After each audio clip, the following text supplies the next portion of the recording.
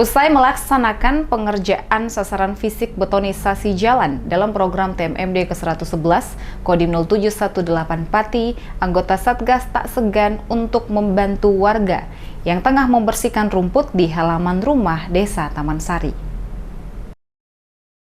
Tak membuat semangat surut, anggota Satgas membantu warga Desa Taman Sari usai melaksanakan giat sasaran fisik betonisasi jalan yang akan dibangun sepanjang 1.450 meter. Setelah selesai membantu pengerjaan betonisasi jalan, anggota Satgas tak malu membantu Jasmine, warga Desa Taman Sari yang tengah membersihkan rumput di halaman rumahnya. Sersan 2 Irwanto, anggota Satgas TMMD ke-111 mengatakan, sebagai anggota Satgas yang mengabdikan dirinya dalam program TMMD, harus selalu sigap membaur dan membantu warga setempat dalam berbagai kegiatan.